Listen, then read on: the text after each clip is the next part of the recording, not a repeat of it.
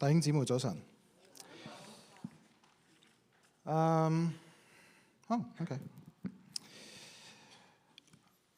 首先可以成為一個爸爸係我從細以嚟嘅一個志願，但係真係嘅，由細個就想做爸爸。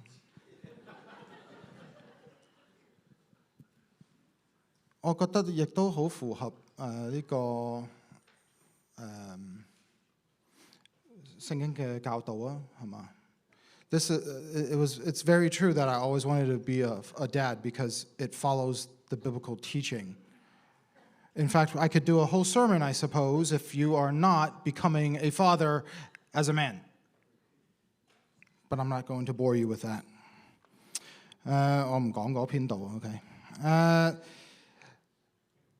當我長大嘅時候咧，等到我已經過咗我以為我會成為爸爸嘅年紀之後咧，終於成為咗兩個仔嘅爸爸。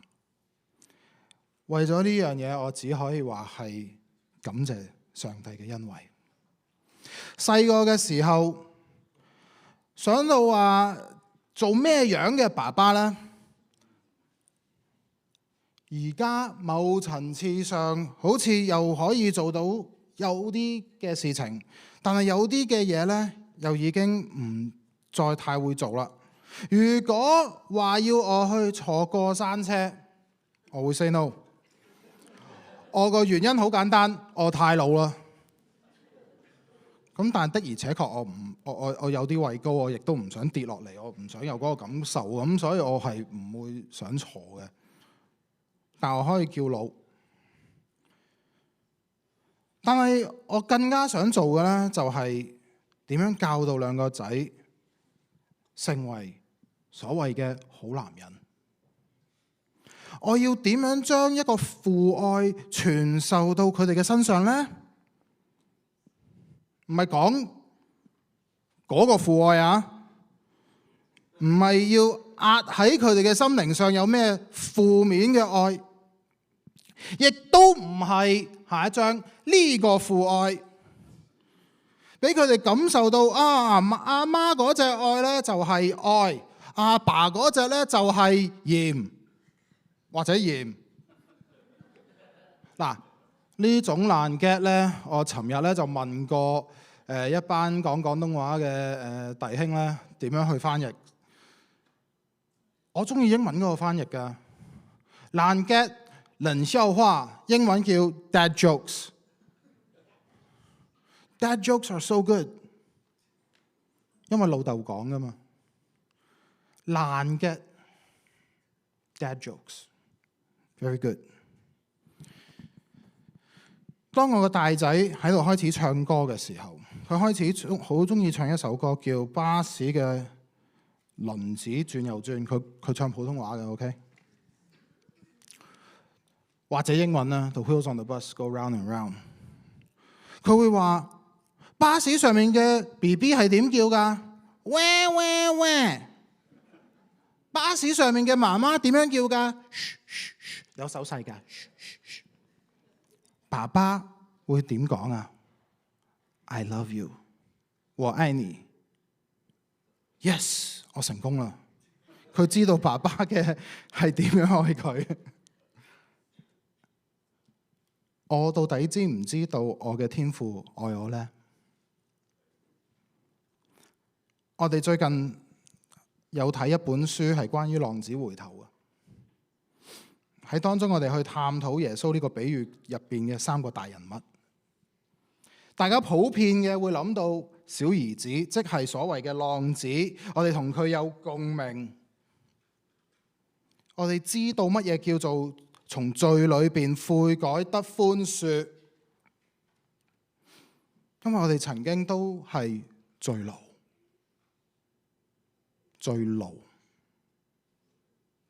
罪嘅奴隸。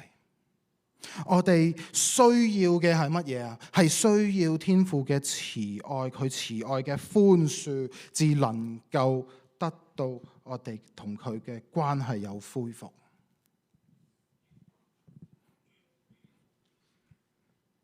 再深入啲去睇嘅時候，我哋發覺我哋可能同嗰個大仔有啲拉楞，我哋有啲似佢呢個言行不失，一直守喺屋企嘅嗰個大仔。我哋可能成為咗佢。喺教會生存得越耐，我哋行為上就變得越乖，差唔多可以自以為靠自己嘅德行去稱義。做耐咗基督徒，可能變返當初未信嘅位置，以為可以靠晒自己，因為我哋做得啱啊嘛。但呢本書嘅作者，佢確領悟到另外一個層次，去話我哋思考一個父親嘅角度。佢係點樣去愛佢嘅仔女呢？對住個細仔，佢知道佢所需要嘅係自己闖天下，所以佢係一開始就話：好，我分家產，我俾你去闖。明知你出到去係會嘥晒佢，我俾你去。但從嗰一日開始，佢就等住，佢坐喺一個睇到遠方嘅地方，一路等，唔知嗰日會唔會嚟，亦都唔知嗰日幾時到。等住佢嗰個仔翻嚟，佢嗰日一見到佢，佢就跑去揾佢個仔。個仔翻到嚟，本來有個好長嘅台詞，個阿爸只係聽到對唔住就已經夠啦，唔使聽下一句恢復關係，我將你個仔嘅名分全部俾翻晒你，你咒我死冇所謂，我而家即刻叫翻你叫做仔。恢復關係，唔俾佢再冇面。個大仔從田裏面翻到嚟嘅時候，一知道咩事唔開心，就喺外邊發脾氣，嬲爆爆。個父親點啊？佢嗰陣時係坐喺入邊做緊主席噶嘛，佢擺宴啊嘛，佢擺低呢一切，對唔住啊大家，行出去，係嘛？行出去揾翻佢個仔，呢個嬲爆爆、唔忿氣嘅大仔，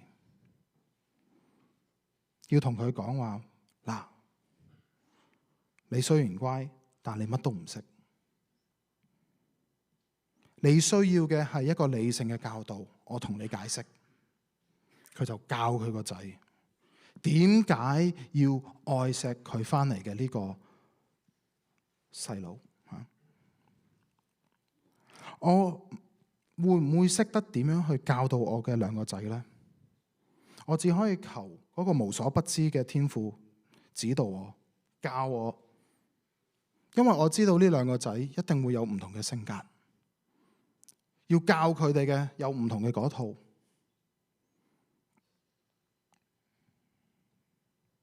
我開始明白乜嘢叫做無私嘅愛，但係我亦都發現到，原來多一個仔其實真係多咗一份愛。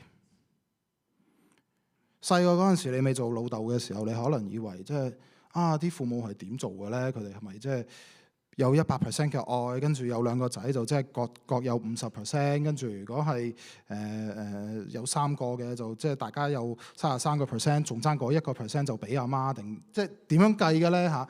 唔係嘅喎，原來個個都有100% 嘅喎，多個仔就真係 times2，有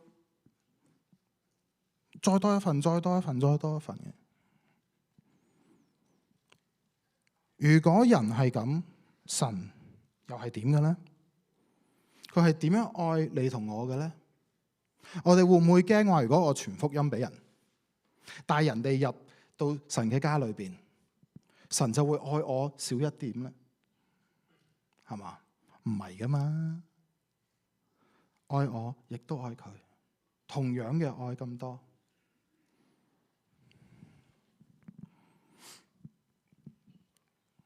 兩個小朋友唔係需要分心嘅去愛，係同時都愛咁多。天父係咁樣嘅愛我哋，要愛仔，但係我哋就發覺原來父母其實有唔同嘅責任。母愛呢係俾小朋友有安全感嘅嗰種愛，父愛係要教導啲孩子成為成熟嘅人嘅嗰種愛。但係有責任嘅喎，我哋睇我哋嘅世界，我哋當中，我哋發覺其實唔係個個人都做到，好多人其實做得比較失敗。我哋見到有時我哋周圍嘅人好似就係缺乏父親嘅愛，少數叫做冇咗母親嘅愛，多數而家單親家庭都係有母親嘅愛，冇父親嘅愛，所以佢哋唔成熟。所以我哋做父親嘅個責任有幾大呢？ That part I should translate. The love of a mother is a caring, loving mother. The love of a father is that which gives a child a chance to become mature, to teach them right and wrong. Because sometimes it's harsh, but it needs to be taught. And in our society today, we're missing that so often. And so the challenge to fathers is to teach our children to become mature. The moms will take care of the caring and the love, of protection and safety. The fathers are there to push them out there to become strong. 當我去睇到我哋嘅仔做錯事，撞到個頭，面對難處嘅時候，睇到阿媽會去安慰佢，我卻見到嘅係教導嘅機會。呢個就係原來我想成為爸爸嘅意思，為咗係教導我下一代成為一個成熟嘅好男人，敬畏榮耀主。多謝你哋。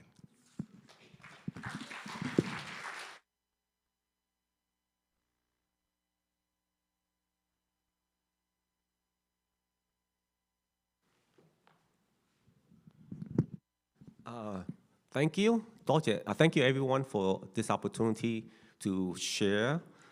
And good morning, everyone. Happy Father's Day. Today, I would like to share my 3 keys to experiencing joy on Father's Day and beyond. To begin with, the first key is prayer. My favorite prayer is the Serenity Prayer. Dear God, please grant me the serenity to accept the things I cannot change, the courage to change things I can, and the wisdom to know the difference. Being a father comes with many challenges. When my wife and I first got married, we faced the possibility that we might never have children. However, God blessed us with 2 wonderful children. My own father was absent during much of my childhood for various reasons. Some people may have wondered whether I would follow the same path and neglect my family. But I made a promise to God that I would be present for my wife and children.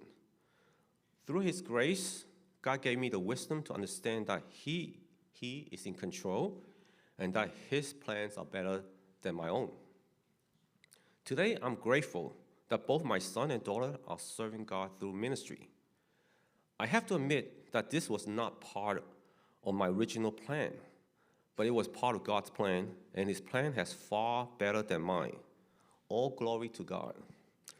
After the prayer, the second key is to walk the talk. Like most people, I do not like hypocrisy. It is far more effective to teach our children by example than by words alone. I have attended church for most of my life and have been a member of this church for nearly 45 years. Through Sunday sermons, fellowship, Sunday school, church retreat, Bible studies, I have learned many valuable lessons. One verse that has especially impacted me is James chapter 1, verses 19 to 20. everyone should be quick to listen, slow to speak, and slow to become angry. I found that my relationship with my children improves when I listen more, speak more thoughtfully, and most important of all, anger much slower. Living out what we believe often teaches more than anything we say. Another verse that has guided me is 1 Corinthians chapter 13, verses 4 to 7. Love is patient, love is kind. It does not envy, it does not boast. It is not proud, it does not dishonor others. It's not self-seeking, it's not easily angered, it keeps no records of wrongs. I've learned that when I speak with love, my children are much more receptive than the old traditional lecture or other forms of punishment. Finally, the third key is joy. Happiness comes and goes. It may come from finding a $100 bill on the street or watching your favorite soccer team win the World Cup. But joy lasts much longer because it's rooted in something deeper. For me, joy means Jesus first, others second, and yourself last. As a Christian, I've learned that God's plan is always better than my own. When I put Jesus first and seek to serve others before myself, I experience a lasting joy that circumstances cannot take away. So, on this Father's Day, my prayer is that all of us will find true joy through prayer, by walking the talk, and by putting Jesus first. Thank you, and happy Father's Day.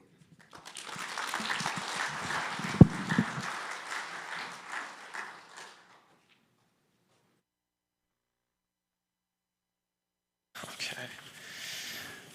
Morning. All right. Let's pray. Father, Son, Holy Spirit, we thank you this morning that we may worship you in your house.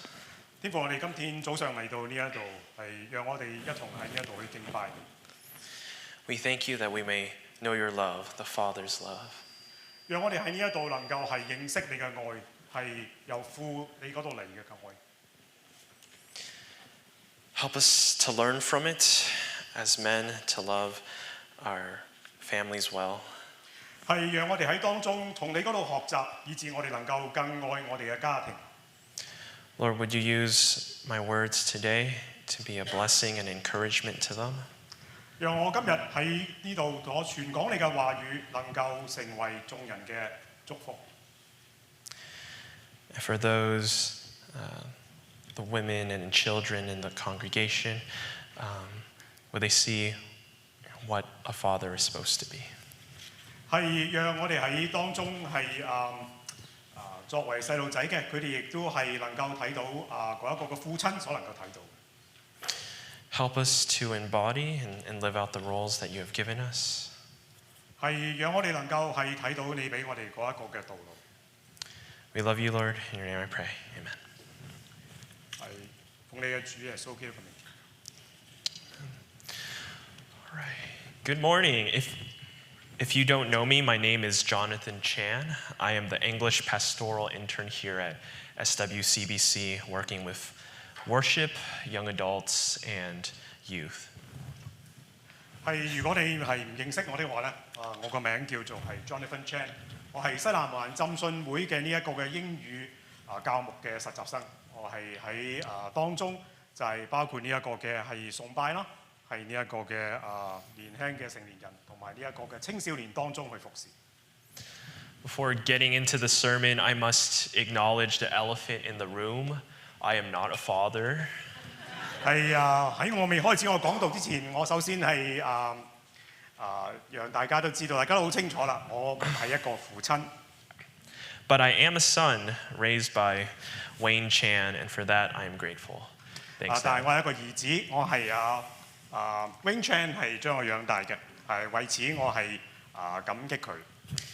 And happy Father's Day again to all fathers in attendance and online. 係同係在座嘅父親，同埋喺網上同我哋一同敬拜嘅父親，我同你哋講父親節快樂。 So, what makes a father? 係究竟係點樣為之一個父親呢？ Is it a good husband, a good man? 係咪一個好嘅丈夫或者一個好嘅男人呢？ or a devout follower of Jesus. 或者係一個虔誠嘅耶穌嘅跟從者。 That's something not just for men, but for every woman and child. 其實係呢個唔單止係男人，甚至係俾係每一個女人或者係每一個嘅兒子。 That is our foremost identity, a disciple of Christ. 係呢一個就係一個首要嘅身份，就作為係基督嘅門徒。 We've all started out as single people, and single people we will be when we are with God in heaven. 係我哋喺開始嘅時候，我哋都係單身。到咗我哋翻去天家見我哋嘅主嘅時候，我哋同樣到時亦都係單身。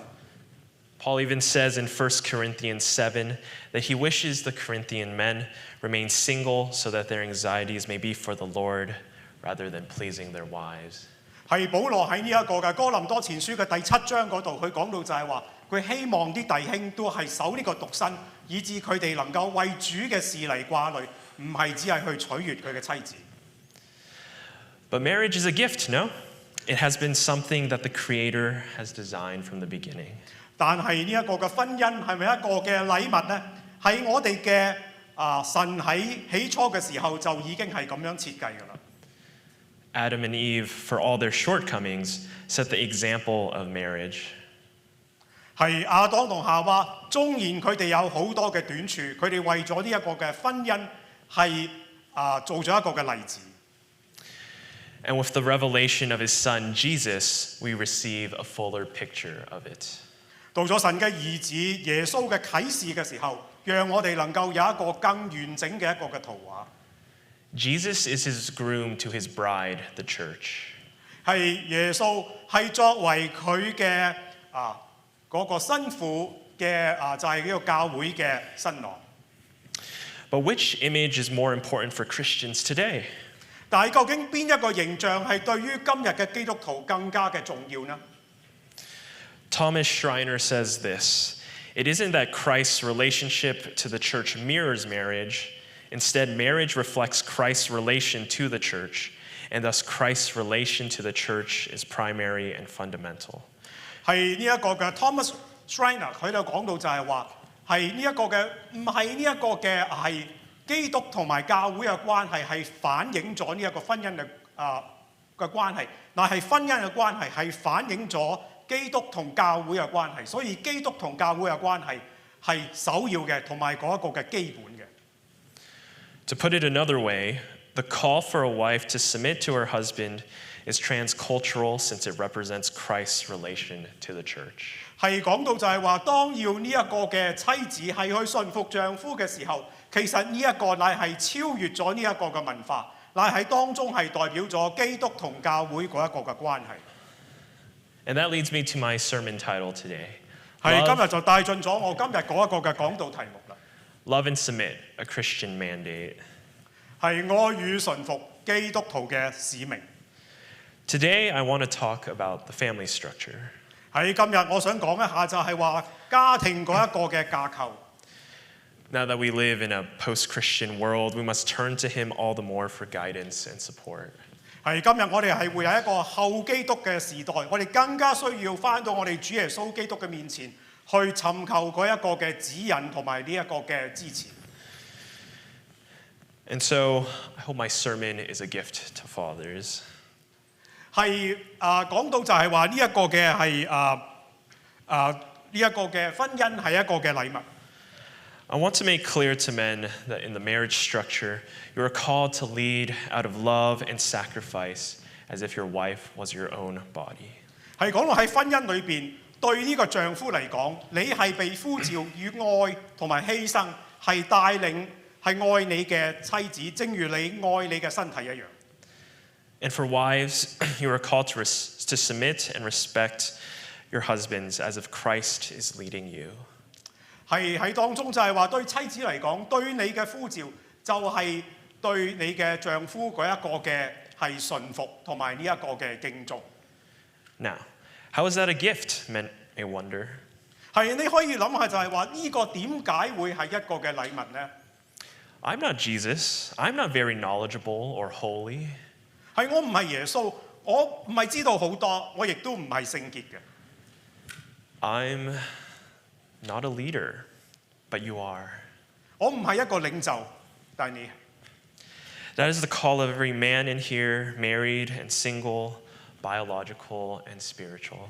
呢度係對於我哋當中嘅每一個嘅男人嘅一個嘅呼召，無論你係結咗婚嘅，或者係單身嘅，或者你係喺呢一個嘅係生理上，或者係呢一個嘅屬靈上。Sure, many men, like my grandfather, have abdicated this role. 係有啲人好似我嘅祖父一樣，佢係放棄咗佢嗰個嘅角色。 But that doesn't have to be our story. The Father has called us to a more precious, fulfilling, and good vision of marriage if we so choose to accept it. 但係呢個唔需要係我哋嘅故事，我哋嘅父神係呼召我哋，好讓我哋係能夠係享受一個係更加寶貴、更加豐盛同埋係更加美好嘅一個嘅婚姻嘅藍圖。 Let us dive into our text, Ephesians 5:22-33 this morning, to see how God has marked the lives of men and women in marriage. 係喺呢個以弗所書嘅第5章22到23節，睇到神係點樣喺婚姻裏邊去塑造男人同女人。 But before getting into the passage, let's realize that the verse before, verse 21, calls all Christians to submit to one another out of reverence for Christ. 但係喺未進入今日嘅經文之前，讓我哋先睇之前嗰節，就係呢一個嘅第21節嗰度講到就係話，要因為敬畏基督嘅緣故，所以我哋要彼此順服。 No one stands over another, but what does that mean? 係冇一個人比另一個人更加嘅優越，究竟呢一個係乜嘢嘅意思呢？ Galatians 3:28 says, "There is neither Jew nor Greek, there is neither slave nor free, there is no male and female, for you are all one in Christ Jesus." 係喺呢一個嘅加拉太書嘅第3章28節嗰度講到，並不分猶太人、希利尼人、自主的、為奴的，或男或女，因為你們在基督耶穌裏都成為一了。 Salvation is offered to all people. Anyone can come before Christ by the power of the Holy Spirit. 係呢一個嘅救恩係俾所有嘅人，任何人靠住聖靈嘅大能，係可以嚟到基督耶穌嘅面前嚟。 That is the specific message of this verse. It is not a blank statement to say that people have no differences. 係呢一個乃係呢一節嘅經文嗰一個嘅信息。呢個唔係指就係話係咪所有嘅人佢哋都係彼此之間冇任何嘅分別啦？ Men and women are biologically different, and Jews and Greeks are genetically different. 男人同女人喺生理上係唔一樣，而呢一個嘅猶太人同埋呢一個希利尼人，佢哋亦都喺呢一個嘅基因上係唔一樣。 But I do know sometimes my family has mixed up my sister and me, calling us Vic Johnny or John Vicky. 但係我嘅家庭咧係有陣時咧係混淆咗我同我妹妹，有陣時咧係叫我係 Big Johnny 或者 John Vicky。 But despite those differences, what draws us together matters so much more. 但係更加重要嘅就係我哋有乜嘢嘅共通點，讓我哋能夠使到我哋能夠走埋一齊呢？ We are all in Christ Jesus, man and woman, rich and poor, those in power and those without, are now all subject to Christ. 係我哋喺基督裏邊，無論我哋係男人、女人，我哋富有嘅、貧窮嘅，我哋有權能嘅、冇權能嘅，我哋喺基督裏邊都同歸於一。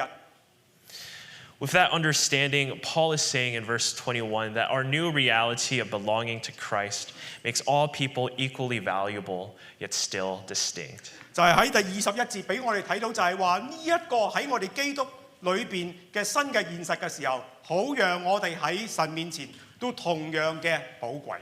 We'll see that in verses 22 through 33. 我哋等一陣喺22節到第33節裏邊就能夠睇得到。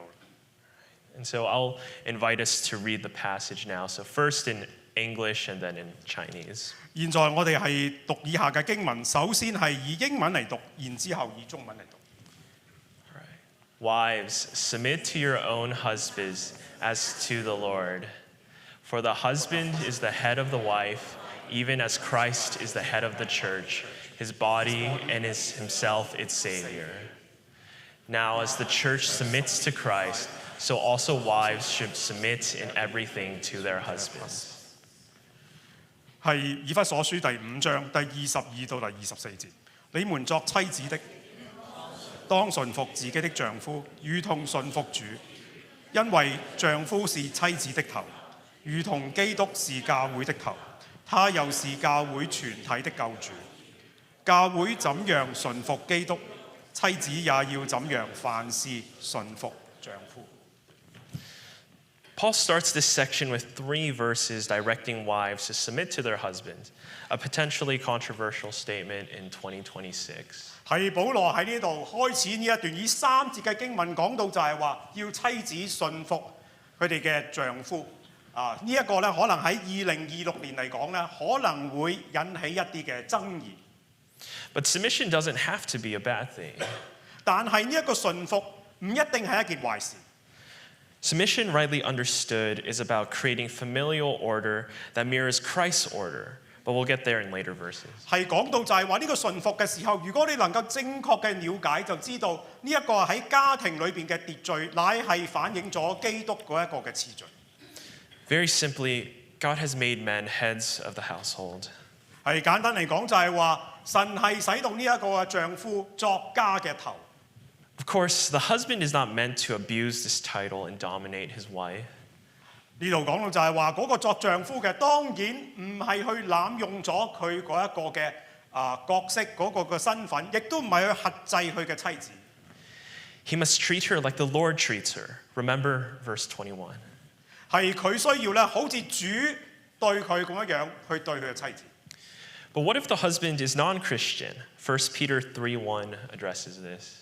係如果佢個丈夫唔係基督徒嘅時候，喺呢一個彼得前書嘅第3章第1節嗰度就有講到。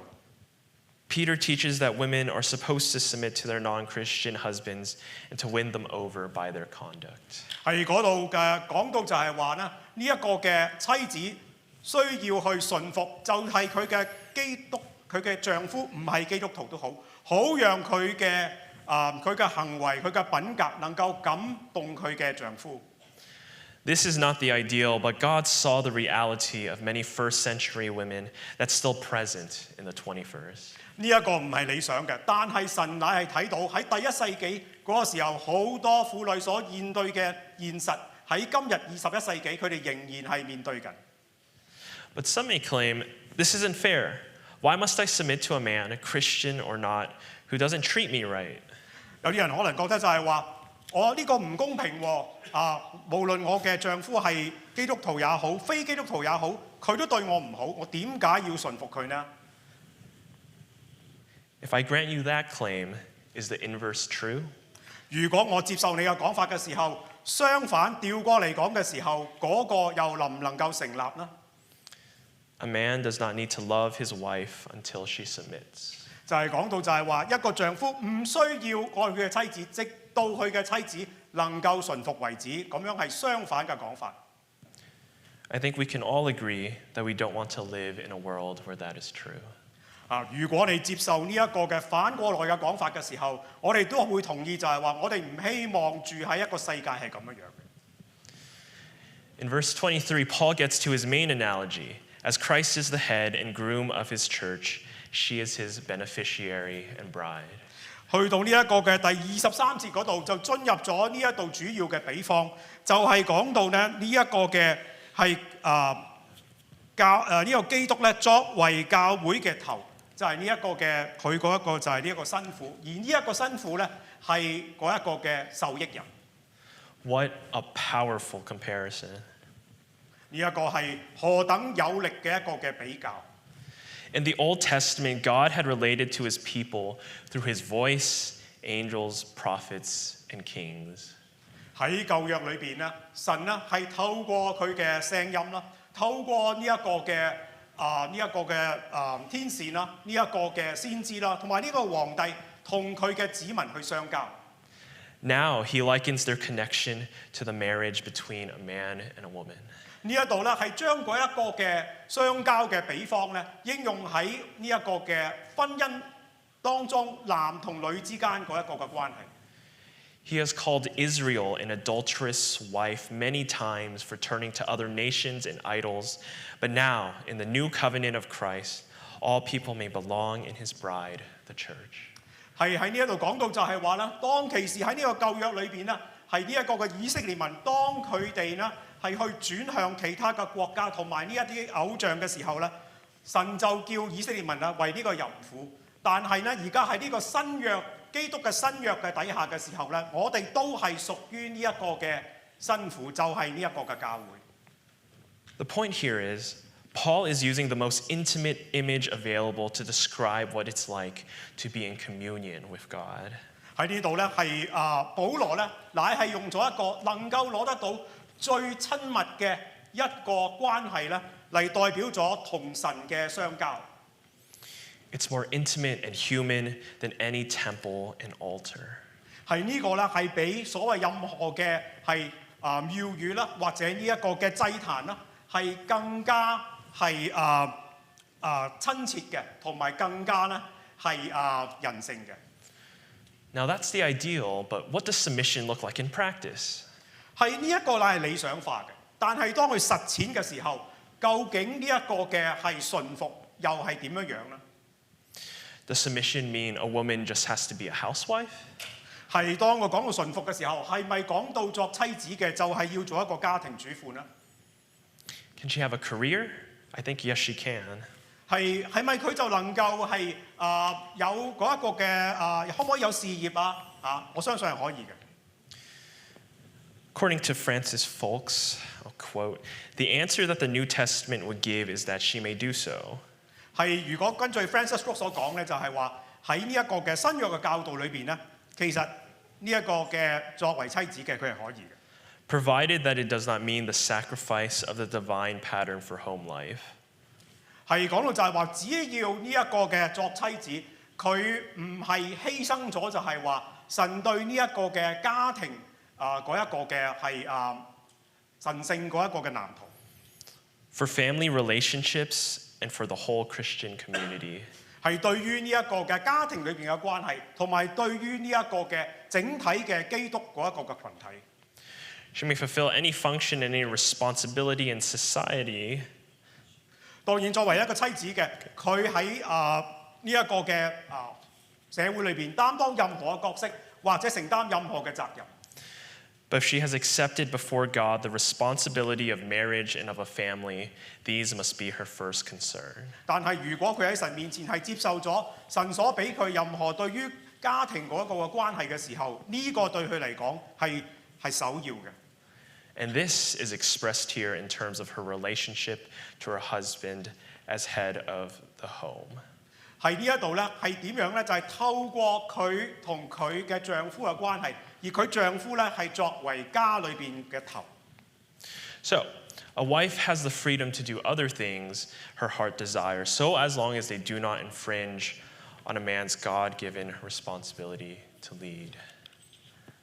所以作為妻子嘅，佢係有嗰一個嘅自由去做佢所需要、所想做嘅，只要佢係唔係妨礙咗神俾過作為丈夫喺家裏邊作為頭嘅呢一個嘅責任。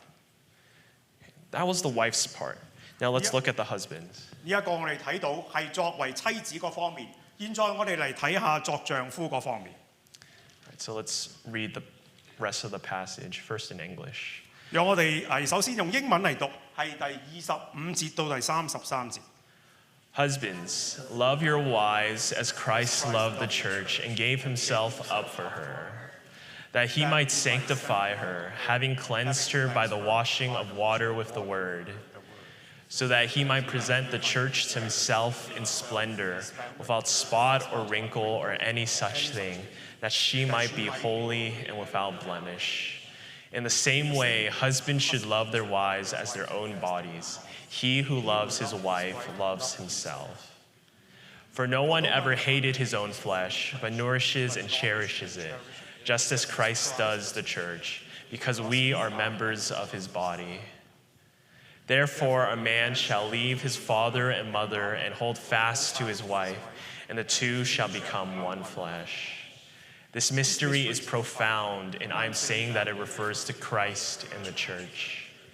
However, let each one of you love his wife as himself, and let the wife see that she respects her husband.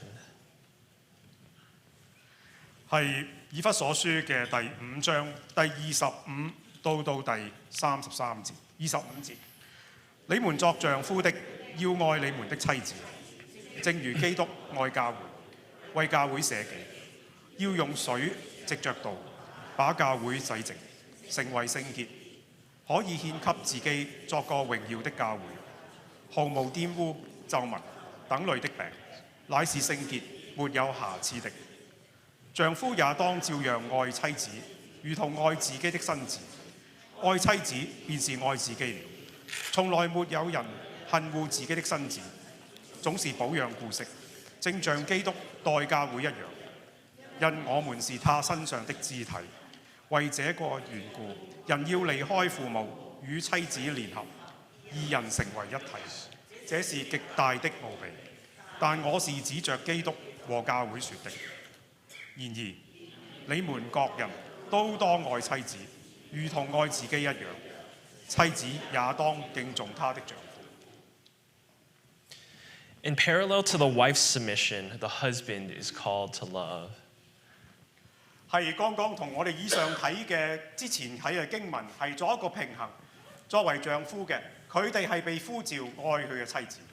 Both are not suggestions but commands. 係兩者都唔係一個提議，乃係一個命令。But what does it mean to love? 係究竟要去愛係乜嘢嘅意思呢？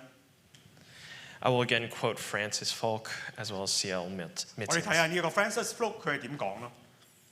Paul chooses the typical Christian word agape, love that is totally unselfish. 係呢一度咧，保羅咧係用咗一個好基督教嘅一個嘅字眼，就係阿加皮，一個犧牲嘅愛。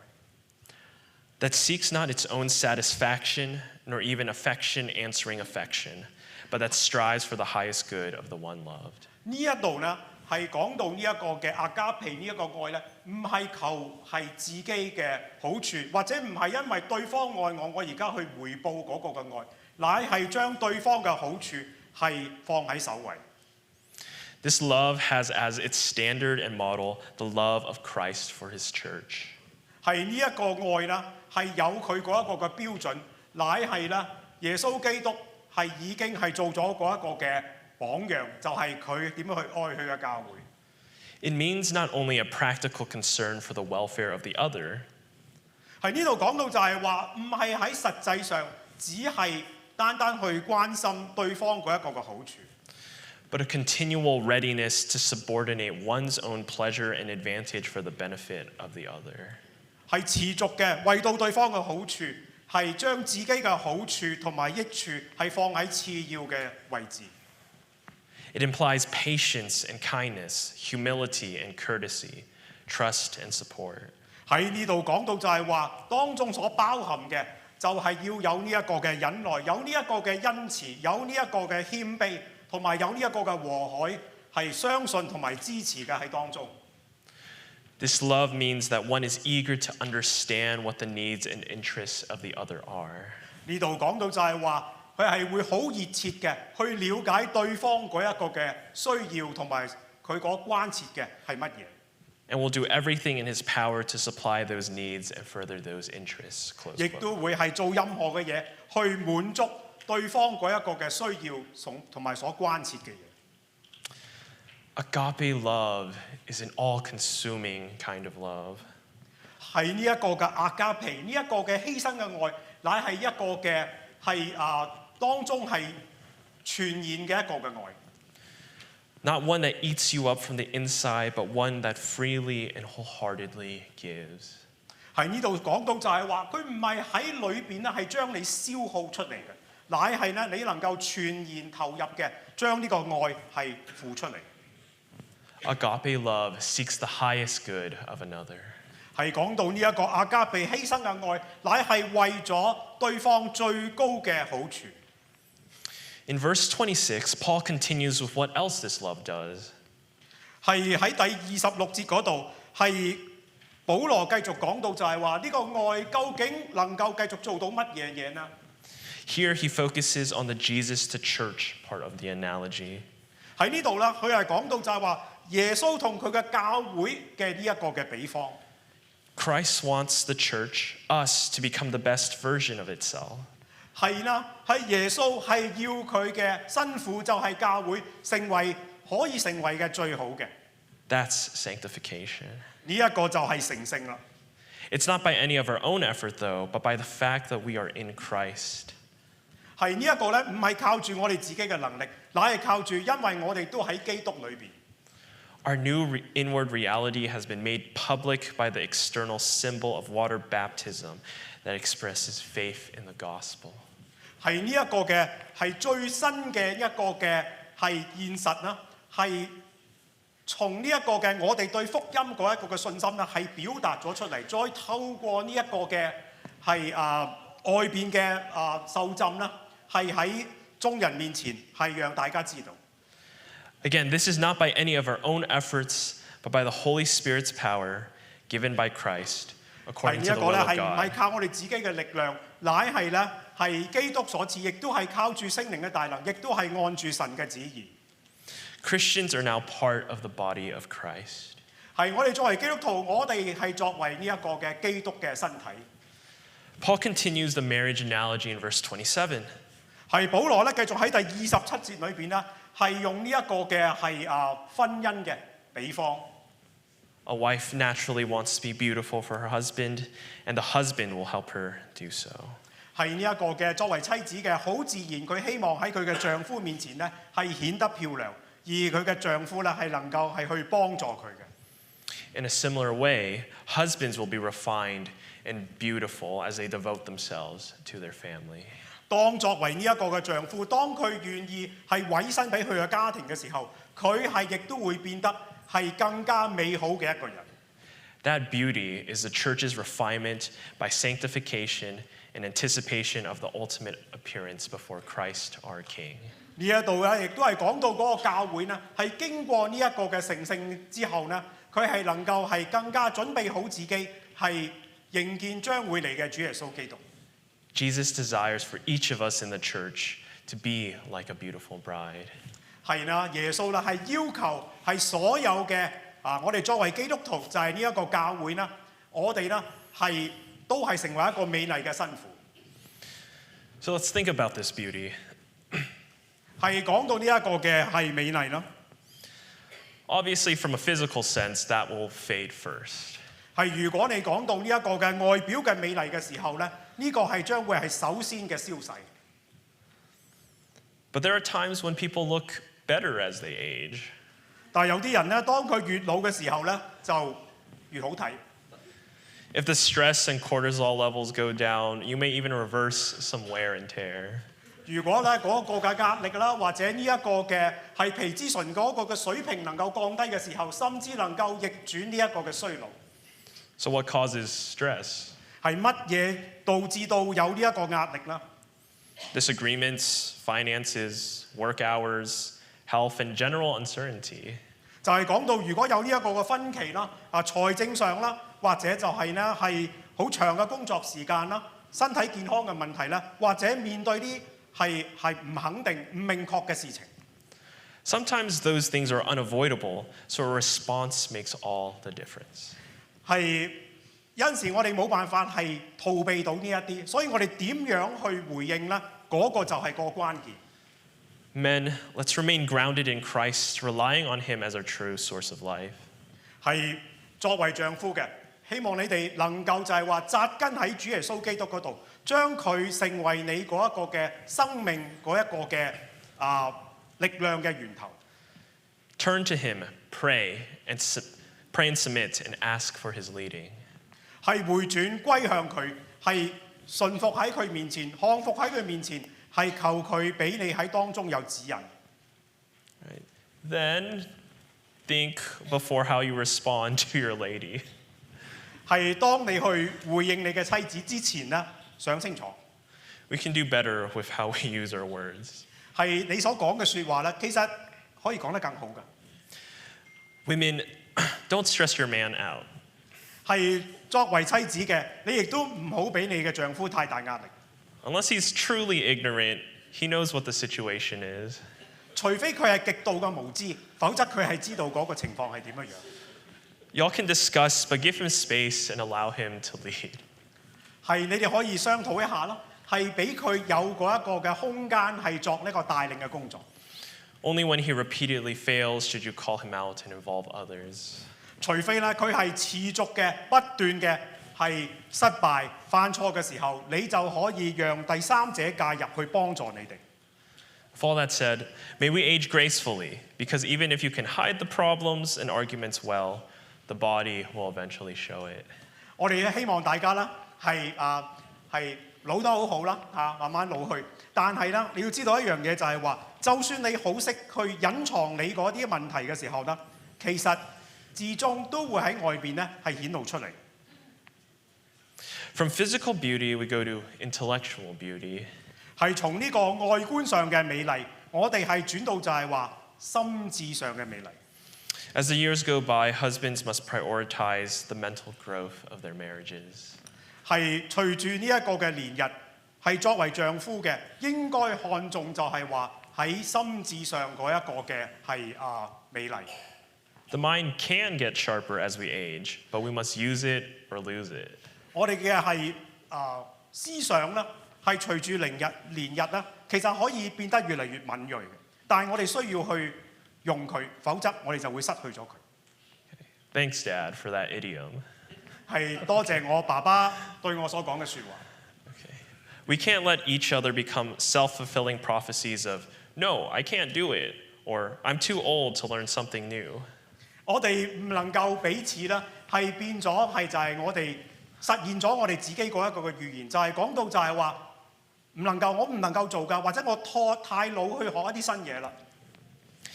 Imitate Paul, who was writing and reading even in the face of death in 2 Timothy. 就係保羅啊，當佢面對死亡嘅時候，佢繼續去閱讀，佢繼續去寫信。 Now, knowledge for the sake of knowledge is not the goal. 係為呢一個知識而尋求呢一個知識嘅時候，呢一個唔係嗰個目標。 We've seen that before in the Pharisees, and that got them nowhere. 係你睇到就係話，從呢一個嘅法利賽人嗰度，我哋睇得到呢個對佢嚟講毫無幫助。 Knowledge must be directed and used towards good and noble ends. 係呢一個嘅係知識啦，一定咧係用喺一啲美好嘅事情上邊，同埋為咗更崇高嘅目的嘅。 And to the pragmatist, you may respond, what's the point? I just want to work and get things done. 係對嗰啲務實主義者咧，佢哋會講就係話呢個有咩意思呢？係我只係想做嘢，將啲嘢做好佢，做完佢。 But the reality is that what we know and believe ultimately dictates what we do. 係，但係咧嗰一個嘅現實就係咧，我哋知道啲乜嘢，我哋相信啲乜嘢，就係主宰咗我哋將會去做乜嘢。 There's an underlying reason to why you're so practical. 其實背後咧係有一啲嘅原因，點解有啲人佢會咁實際、咁務實嘅？ Lastly, beauty invokes and captures the soul. 係講到就係話呢一個嘅美麗啦，其實佢會觸動同埋係吸引嗰一個嘅靈魂。 It's not something you can point to or touch, but everyone has it within them. 係呢一個唔係你能夠係指住嗰啲就係，或者咧你係能夠觸摸到，但係蘊藏喺一個人裏邊。 The soul is the essence of who we are. 其實我哋嘅靈魂就係我哋嗰一個嘅本質。 It cannot be compartmentalized, but embodies all of oneself in our presentation. 你唔能夠將佢係分開嘅，佢係完全整體嘅喺你面前係轉現出嚟。 When I think of the beautiful soul within a marriage, or really any relationship, it's connecting with one another on a spiritual level that makes them feel known and loved. 係講到就係話啦，係頭先講到婚姻啊，呢個關係嘅時候，其實同另一個人嘅接觸，就係喺呢一個嘅屬靈嘅層面上邊，同嗰一個人咧係有嗰一個嘅相交，好讓嗰一個人咧係認識到係佢自己咧係受到認識同埋受愛嘅。 Maybe it manifests in a warm hug. There's just something about their embrace that makes you feel safe and appreciated. 或者係一個擁抱，而喺嗰個擁抱裏邊咧，有啲嘢咧係令到嗰一個人咧有嗰一個嘅係安全感，或者咧佢覺得咧係受人欣賞。 Or it's the way your spouse knows your needs and preemptively provides for them before you ask. 係或者係你嗰一個嘅係配偶佢咧係知道你有一啲嘅需要，而喺你未作出嗰個要求之前咧，佢已經將嗰個需要俾咗你。 Or maybe it's the way your spouse writes you a card or speaks truth to power when you're down for the count. 係或者就係話你喺一個嘅係灰心喪志嘅情況底下，佢係你個配偶寫封信俾你，或者咧佢係真誠嘅同你講一啲説話，俾力量過你。 These things don't happen overnight. 呢一啲唔會係一夜之間發生。 It takes trial and error, risk-taking, and a willingness to look like a fool. 呢一啲啦係我哋需要係重複嘅去嘗試，係甚至咧就係我哋願意係冒上嗰一個嘅險，或者係But was that not what Christ had to endure? 係其實呢個係咪我哋嘅主耶穌基督佢所忍受嘅呢？ People mocked him for being from Nazareth. His hometown would not accept him as Messiah, and observers taunted him on the cross. 係講到就係話啦，其實啲人呢係譏笑佢嚟自呢一個拿撒勒，亦都係咧因為佢哋啦，佢嘅家鄉係唔相信耶穌基督就係彌賽亞，同埋當耶穌佢喺呢一個嘅十架上嘅時候，啲旁觀者呢係嘲諷佢。 Now, I pray your marriage does not feel like that, but the point is love endures. 係我希望你嘅婚姻唔係咁樣樣，但係呢愛乃係恒久恩慈嘅，恒久忍耐。 Love learns, love adapts. 係愛啦，喺當中係學習，愛啦，亦都能夠遷就。 Love, when it's in Christ, triumphs. 係愛當喺基督裏邊嘅時候，就能夠得勝。 Marriage is a journey of discovery and sacrifice as spouses point each other towards becoming more like Christ. 係講到呢一個婚姻咧，其實係一個探索，係一個嘅旅程，喺當中配偶互相使到對方更像基督。 Paul returns to the human expression of marriage in verses 28 and 29. 喺呢一個嘅係第28節同埋29節嗰度咧，係保羅咧係用一個從人嘅係作一個嘅係解釋。 We can't expect men to be Jesus himself, but they can still be a good faith reflection of him. 我哋唔可以係期望我哋嘅丈夫係好似耶穌一樣，但係咧我哋應該去相信就係話佢已經盡咗努力咧，將耶穌基督嘅樣式活出嚟。 Men, how can we love our wives? 係作為丈夫，你點能夠點樣去愛你嘅妻子呢？ Will we know her as deeply and intimately as our own bodies and interests? 你能唔能夠好似就係話有嗰一個嘅愛佢有嗰一個嘅深度嚇，對佢係嗰個嘅想去認識佢，好似對你自己身體嗰個嘅認識嗰個深度咁樣樣啦。 Maybe it's flowers, a foot massage, a movie night, cooked a dinner, or just encouragement after a long day. 或者你係喺當中咧，你係俾個腳部按摩俾佢啦，或者係煮一餐飯俾佢啦，或者係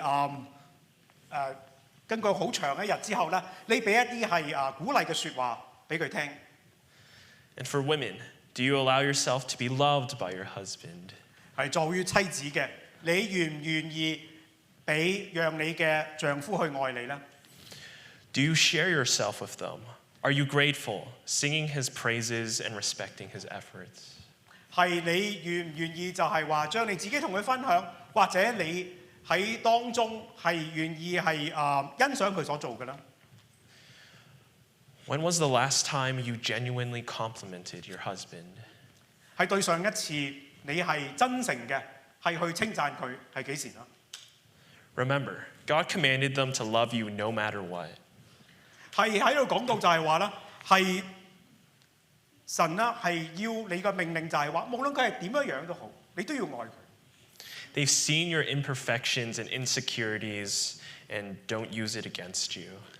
其實佢係睇到你唔完美嘅地方，佢睇到你不安嘅地方，但係佢都唔會用呢啲嚟傷害你。 They're modeling Jesus, who loves the sinner turned Christian. 佢啦喺嗰度咧係仿效耶穌，就係啦耶穌係點樣咧？就係嗰啲犯罪嘅，佢哋現在咧係轉向成為基督徒。 And again, this is that agape love.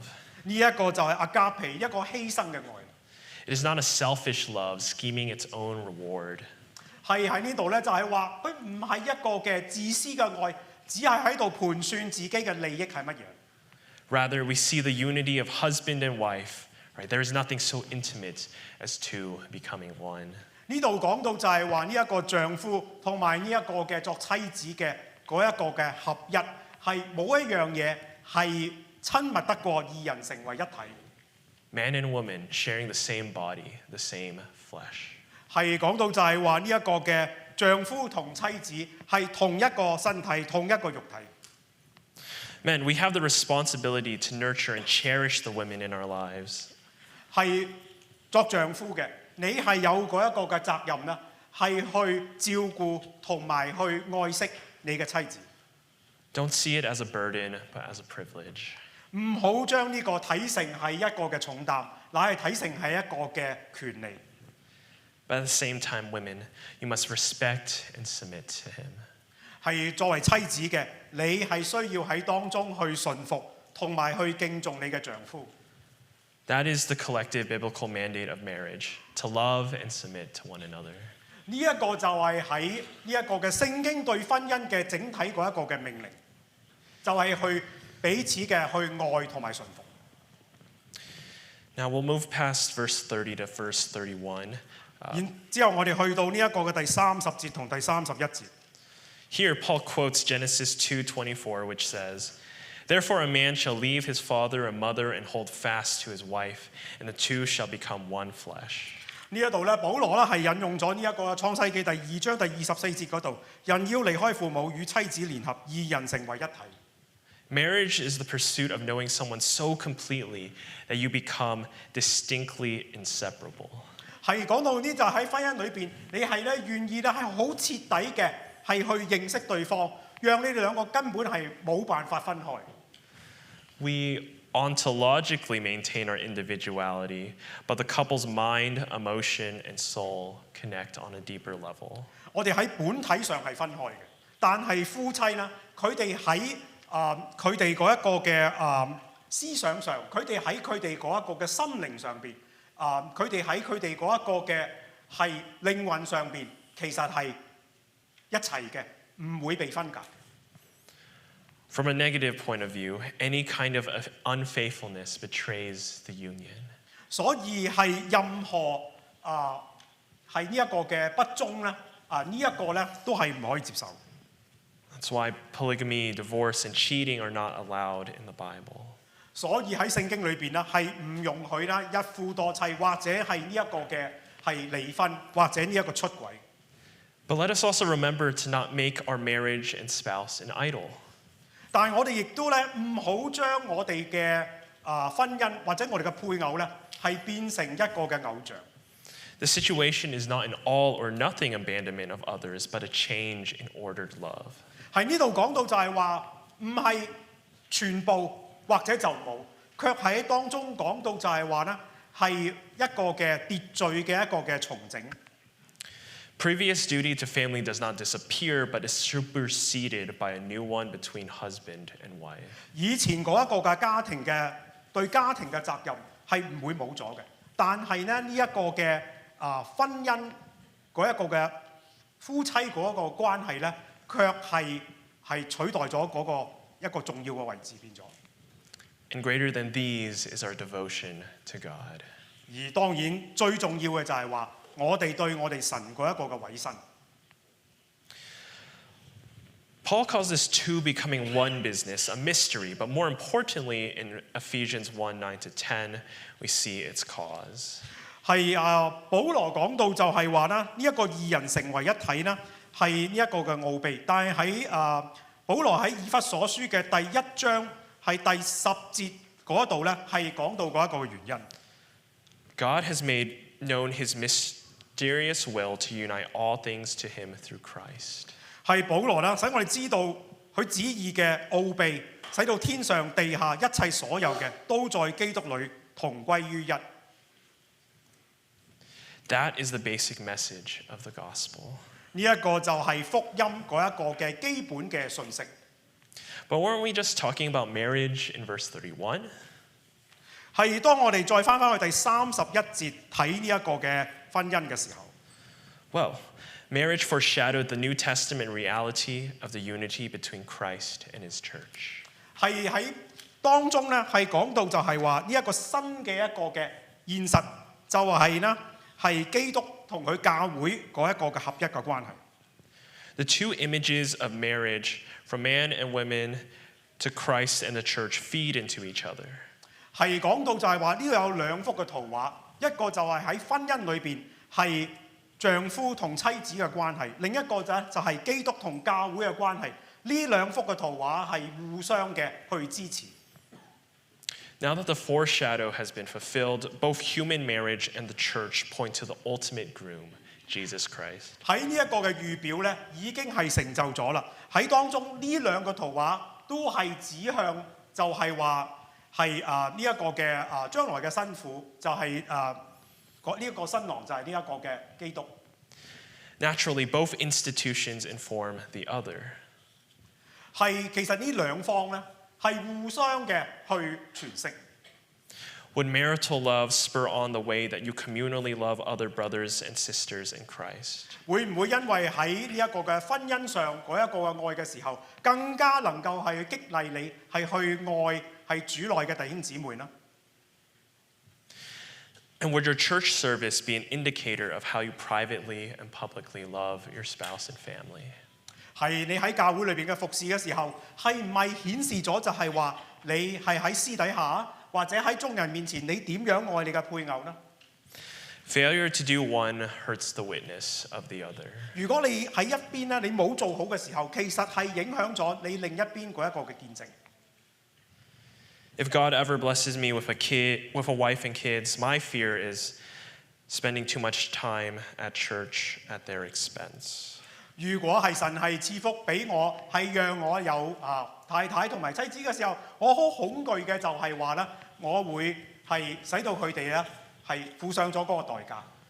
Conversely, for those who don't serve at church, your love for your spouse and others could be so much richer if you did. 喺教會裏邊，如果你冇參與侍奉，我同你講就係話，當你參與侍奉嘅時候，可以使到你對你嘅妻子嘅愛，對其他人嘅愛更加嘅豐富。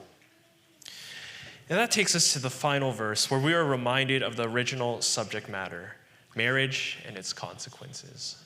係去到最後一節，呢一個咧，亦都係提醒翻係本來嗰一個嘅主題，就係呢一個嘅愛同埋嗰一個嘅責任。 It says, husbands, love your wives as yourself, and wives, respect your husbands. 係講到就係話呢，係作為丈夫嘅你要愛你嘅妻子，而作為妻子嘅你要敬重你嘅丈夫。 Simple yet asymmetrical, at least on the surface. 係如果你從外邊嚟睇嘅時候呢，好簡單，卻係好似係唔係對稱嘅喎。 It's not that husbands don't respect their wives or that wives don't love their husbands, but God has created an ordered household. 呢度講到就係話呢，唔係話呢一個嘅妻子唔愛佢嘅丈夫，或者丈夫唔敬重佢嘅妻子，但係我哋睇到呢，神喺呢一個嘅家庭裏邊呢，係有佢嗰一個嘅秩序喺度。 Women, on this Father's Day, I don't ask that you give your man respect, but that you heed the word of God. 係作為妻子嘅，喺今日係父親節，我唔係叫你哋去敬重你丈夫，卻係我希望你能夠留意神嘅話語。 And to men, would we step out to the challenge and call? 係作為丈夫嘅，我希望你願意接受呢個挑戰。 Love your wife as your own body. 係愛你嘅妻子，好似你愛你自己一樣。 Sanctify her, present her as your beautiful bride. 係將你嘅太太係獻上，好似一個作為你美麗嘅新婦。 Let's pray. 讓我哋一同祈禱。 Father God, we're Beautiful. so thankful that you've given us the chance to call you Abba. 係天父，感謝你係俾我哋有呢個機會係嚟到你嘅面前嚟。Lord, you have given us so much, and you've given us the gift of marriage. 係你將好多嘅嘢俾過我哋，你亦都將呢一個嘅婚姻係賜過俾過我哋。We thank you now that we can see how marriage points to the coming of Christ. 係透過呢一個嘅婚姻，讓係指向將來基督嘅再嚟。But our ultimate reality will one day be with you, worshiping in heaven. 係讓我哋喺當中係知道呢一個嘅係現實。But while we are here on this earth, 當我哋仲喺呢一個地上嘅時候， help us to love our spouses and love our church. 係幫助我哋去愛我哋嘅配偶同埋愛教會。Help us to heed this call to love and submit. 係幫助我哋係接受呢一個嘅呼召，好讓我哋喺當中去愛同埋呢一個嘅順服。Lord, I ask that you break down any strongholds and barriers. 係幫助我哋，使到我哋將嗰一個嘅難處係除去。That we come alongside each other and support each other in that reformation process. 係讓我哋夫妻能夠係彼此嘅係一齊彼此嘅支持。Change us from the inside out. 係從裏邊係更新。Would we embody and live out your agape love? 係讓我哋喺當中係擁抱你所呢一個嘅犧牲嘅大愛。In your name I pray. Amen. 係奉主耶穌基督嘅名祈。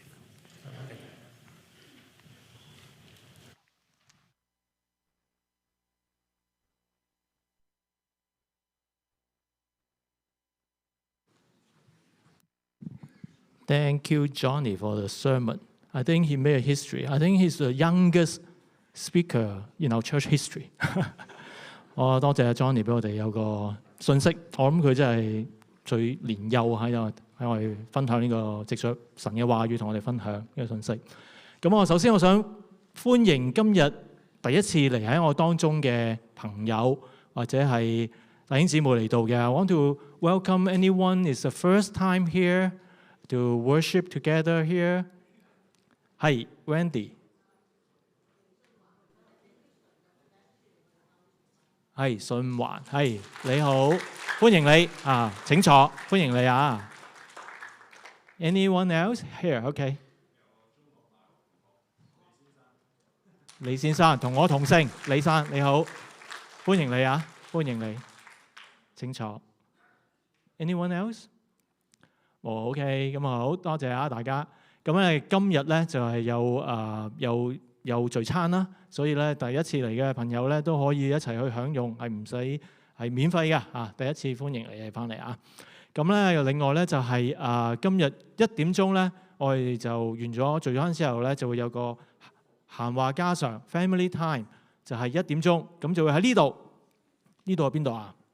呢度係禮堂咁我哋翻嚟呢度1點鐘，咁就有呢個嘅有3樣嘢要講，聘牧資訊啦，有講下思維短宣嘅更新啦，有咩信息啦，同埋有個叫好特別嘅叫全時間嘅思維教會嘅事工，同大家分享嘅。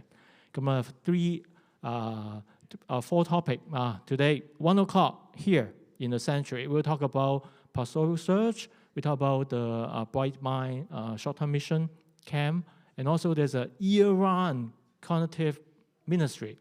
That's called Think Well. That's the name of the ministry. So if you want to learn more, please come to join us and to learn about it. And then 今個禮拜五6月26號週五早上唔係早上，晚上7點9咧，我有愛回家啦團契，咁就會係講 Medicare 101，咁請大家留意啊。另外就是週六，我們下午5點45分到8點半，我們普通話團契在聯誼室 Fellowship Hall 有一個1加1差的聚會，請大家留意我們會有價值觀重整的第5課所以你們要留意啊。仲有咧就下個禮拜咧，禮拜日咧，咁啊有一個嘅月會啊，咁啊呢個會有大會，咁就係12點半係完咗粵語團契，唔係粵語崇拜之後嘅，咁就會係想表決一樣嘢咧，就係8300蚊去作為基金咧，去聘請我哋嘅Lilian 姊妹去做呢個 Think Well 呢個嘅事工嘅半職嘅行政人員，咁咧就會喺6月到10月嘅呢個嘅，咁咧就係所以如果你想知道 Think Well 係咩嚟嘅咧，咁今日下晝1點鐘喺度聽就得啦。咁啊，we have a membership meeting next Sunday. We'll start at 12:30. We'll be here. The agenda will be to seek approval of $8,300 seed funding for Sister Lilian Chan as a part-time administrator for this ministry, which is called Think Well Ministry. It's between June and October. Yeah, Bright Minds coming up. It's going to be August 3rd to 7th. It's a whole day, 9 a.m. to 3:30. So if you want to apply to register, you can go online to our church website to apply for it. 8月3號到7號咧，週一到週五成個禮拜，早上9點鐘到下晝3點半，就呢個啟發思維夏令營。如果你有朋友想參加，請去俾個網址俾佢啦，或者佢叫佢去 text Lilian， 電話係8325232888，咁去幫佢同佢講嘅，申請去報名嘅。咁咧呢個 Bright Mind 咧咁長時間，其實都係弟兄姊妹都可以好多嘅參與啦。其實咧都係一個嘅叫咩咧？叫做宣教機會。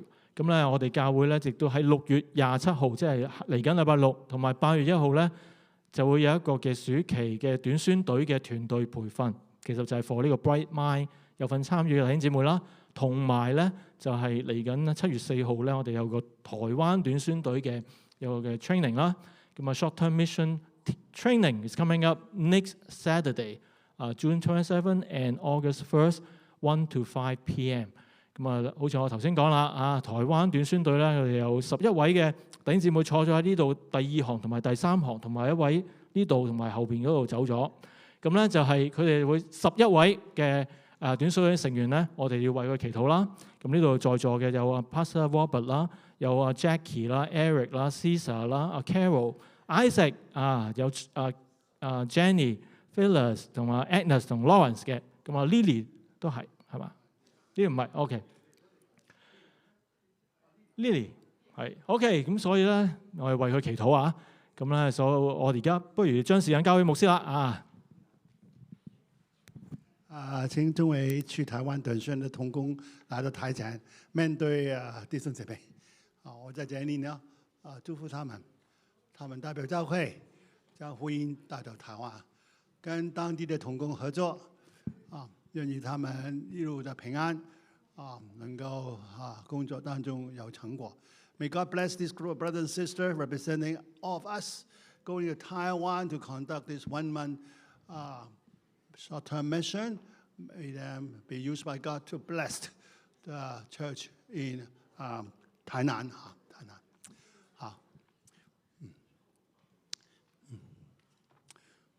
好，我們禱告。首先禱告，好不好？禱告完才拍照。天父耶穌，我們帶着認真的心，因為這一群是你挑選出來，差派他們到台灣去服侍當地的教會。台南這個地區，這個教會在夏天的時候，有一群的小弟小妹在等候着另外一群的弟兄姐妹從各地來到幫助他們。這個時刻，我們為我們的同工出去的時候，祝你祝福他們一路的平安，帶着福音，好像這佳美的早鐘一樣的來到當地的時候，他們每一天跟當地的小弟小妹、跟當地的同工合作的時候，都給他們能夠領受到神的恩典，他們所傳出去的福音可以結果子、生根、建造起來。我們要為他們能夠平安去，能夠平安回來。不但這樣的，祝福當地的同工回來以後，祝福我们，给他们重新得力，更有传福音的热心的，带着这种神给他的熬炼，神给他的培训，回到我们当中更有果效的，在本地服侍我们教会，服侍我们本地的人，就祝福他们，保守他们，引导他们，将一切需要的恩膏赐给他们。这样祷告，是奉我们救主耶稣基督的名祈求 ，Amen。God bless you all. Go in peace to Taiwan. Pastor Robert.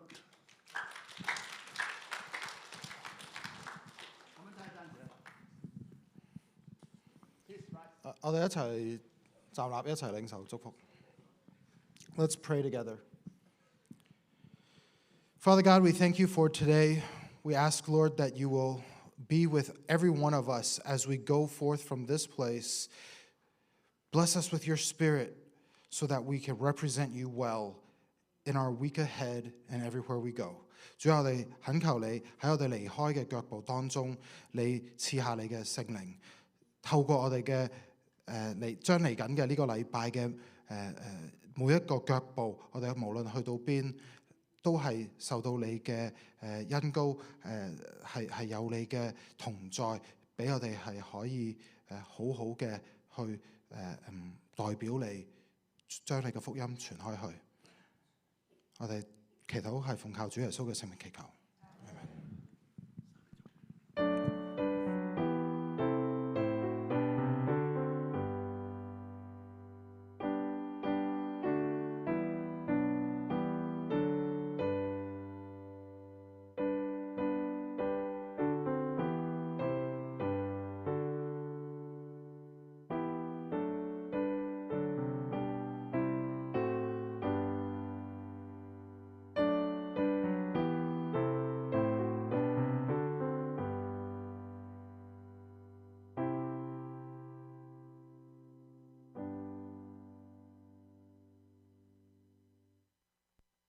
請坐。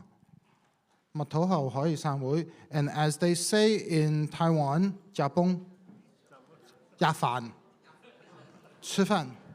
Go ahead, eat.